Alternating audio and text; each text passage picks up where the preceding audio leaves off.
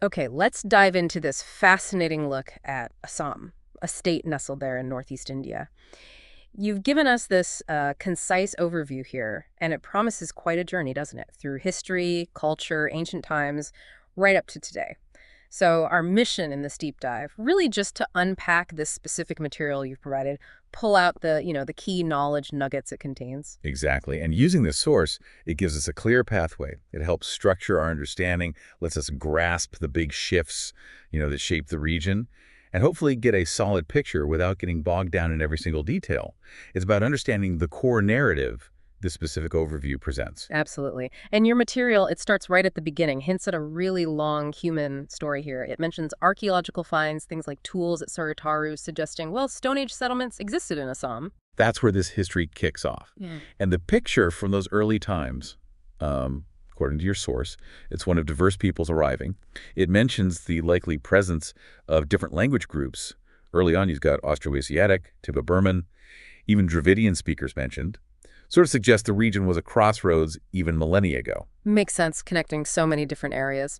From there, the material introduces the first known major kingdom, Kamrupa. This period, roughly 350 to 1100 AD. Quite a span. Right. And your source knows Kamarupa was ruled by three significant dynasties, one after the other. The Varman, then the Leccha, and finally the Pala dynasty. It tells us their capitals included Pragjotishpura, which is essentially modern Guwahati, and also Harupeshwar. Yeah. So this really establishes a long foundational history of, organized states in the area. And a really cool detail your overview includes the visit of the famous Chinese traveler Xuanzang in the 7th century. Yes, Xuanzang. He visited during the reign of King Bhaskaravarman. And the material highlights the Xuanzang described Bhaskaravarman as a powerful ruler and also a patron of learning, which tells us the kingdom wasn't isolated, right? It was sophisticated, attracted scholars from afar, part of bigger cultural, political networks. So what about the religious scene back then? How does your source describe the Kamarupa era in that sense? It paints a picture of a pretty dynamic religious landscape. It mentions it being a center for Hinduism, Tantricism, and even early Buddhism. This blend, well, it isn't surprising given the diverse influences mentioned earlier, points to a period of significant cultural synthesis. What's fascinating here is how these early kingdoms, Kamarupa especially, really set the stage for future political structures and sort of began forging that regional identity. Okay, so that covers the ancient foundations. But the next chapter in Assam's story, it's dominated by a name that ruled for centuries, the Ahom dynasty. Indeed. The Ahom period, 1228 to 1826, truly remarkable, lasting almost 600 years. They were founded, as the source says, by Sukafa, a Thai prince who came from what's now Yunnan in China. Ruling for 6 centuries makes them one of the longest continuous monarchies recorded in India. It's quite something. 600 years, that's just incredible longevity. And your overview highlights something particularly striking, their ability to resist the mighty Mughal Empire. Now, here's where it gets really interesting. It is. The Mughals tried multiple times, invasions of Assam, but the Ahom kingdom successfully defended its territory. The most famous instance your material points to, the Battle of Serahat in 1671. Here, the Ahom forces, led by their legendary commander Lachit Borphuran, they decisively defeated the Mughals. This wasn't just a battle, it was a defining moment. Showcased their military skill, their fierce independence. Wow. Beyond the military strength, though, what else did the Ahoms contribute, according to the material you provided? Well, they were skilled administrators, nation builders, really. Your overview notes they introduced effective land revenue systems, maintained a strong military. And crucially, over that long reign, they actively promoted the Assamese language and culture. And they integrated various ethnic groups. This process, bringing different communities together, it was fundamental in forming a distinct Assamese identity that, persists today. But even a dynasty lasting 600 years eventually faces challenges. Your source mentions their decline. Yes, that long rule started to falter due to internal rebellions which weakened the state. And this made them vulnerable to external pressures, specifically mentioning the Burmese invasions in the early 19th century. This era of instability, it really set the stage for the next big transformation. And your material briefly reminds us other kingdoms existed alongside the Ahoms? It does, yeah. Mentions the Chutia, Kachak, and Damasa Kachari kingdoms.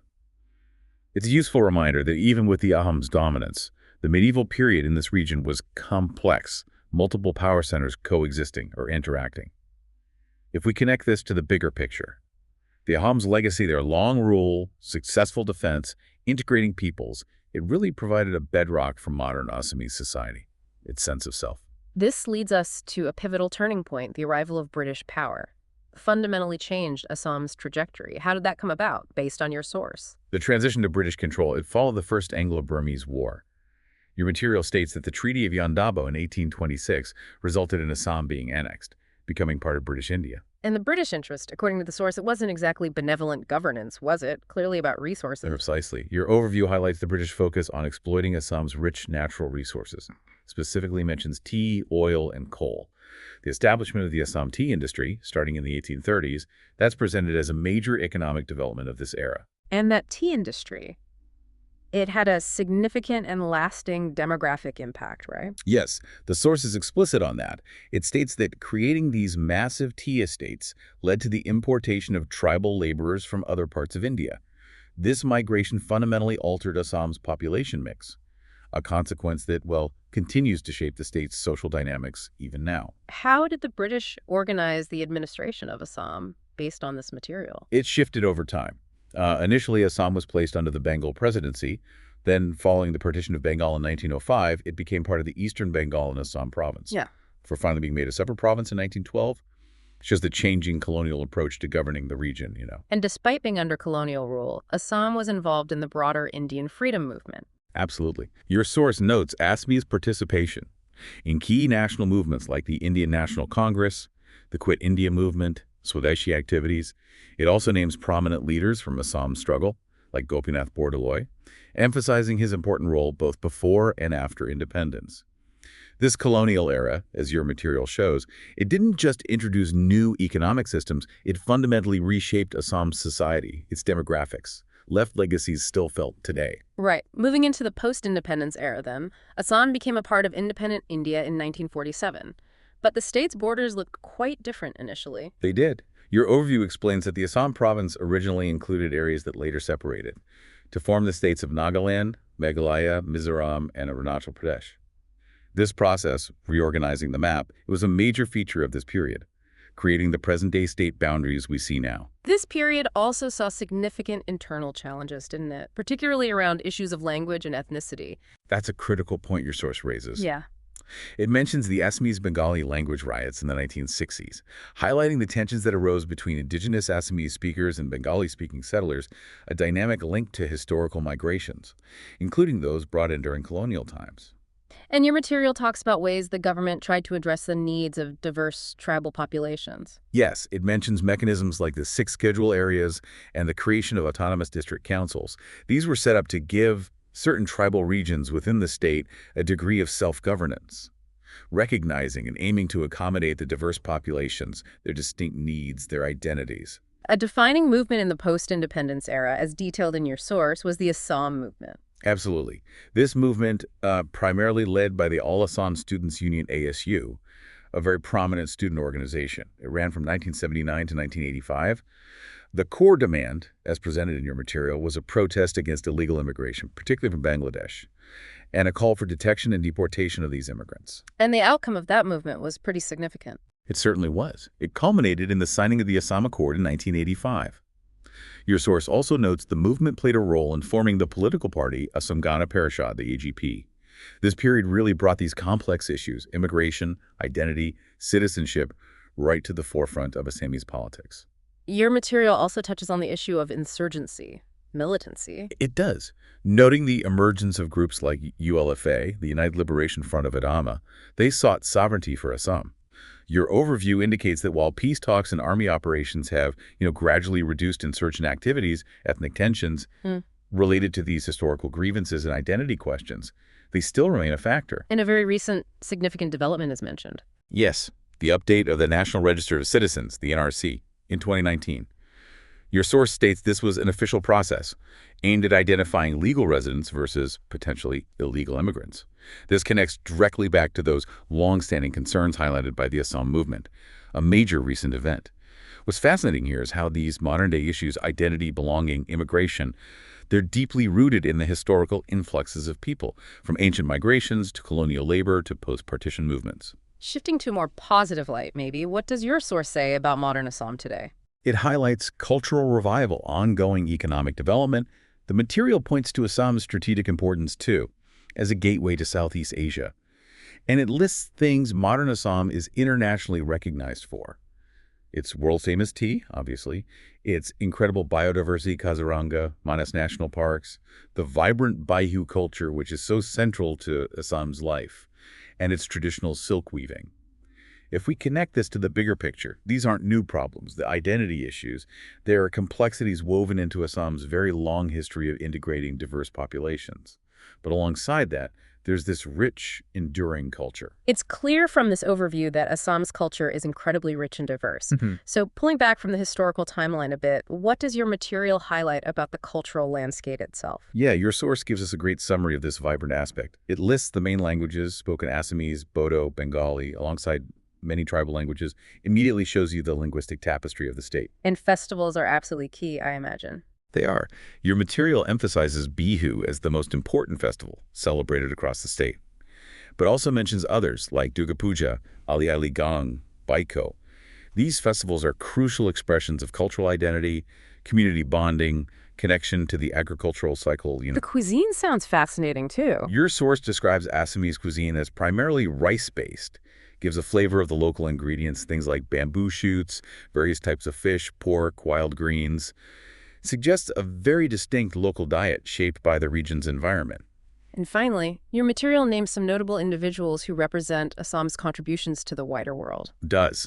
Mentions figures like Bhupen Hazarika, a celebrated singer, cultural icon, Gopinath Bordoloi, whom we discussed, the first chief minister, Mamani Raisom Goswami, a renowned writer, and Hima Das, the prominent athlete.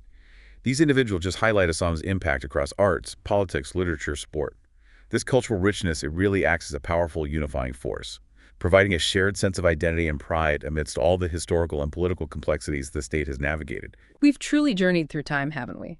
Guided by the material you provided. From those earliest Stone Age whispers, the rise of ancient kingdoms like Kamarupa, through the almost 6th century reign of the Ahom dynasty, their determined resistance. We navigated the profound economic, social shifts from British colonialism and finally explored the dynamic, sometimes challenging, post-independence era. State formation, identity movements, recent events like the NRC update. Yes, and we've seen the key threads this specific overview highlights, the recurring theme of different peoples blending together over centuries. The consistent need to defend the region against powerful external forces, the long-lasting economic, demographic consequences of colonialism, and the ongoing complex process of negotiating identity and belonging in modern Assam within the framework of independent India. And again, this entire deep dive was focused squarely on the material you shared with us. Exactly. It provided a clear, structured path to understanding the major arcs of Assam's history and culture, at least as presented in this particular source. Thinking about everything this overview covered, from those early Stone Age peoples, the diverse groups settling the land, through the Aham's long rule integrating communities, the colonial period bringing laborers from elsewhere, and then the post-independence period grappling with migration and identity. It makes you really consider how Assam's history is just this continuous narrative, isn't it? Different groups arriving, interacting, integrating, each contributing to its unique character over millennia. Right. So given that incredibly long history of diverse peoples arriving, becoming part of the Assamese fabric, how does that deep historical process, that blending and adaptation, how does it inform or maybe even challenge present-day discussions about identity? About who belongs. That's definitely something this material prompts you to think about.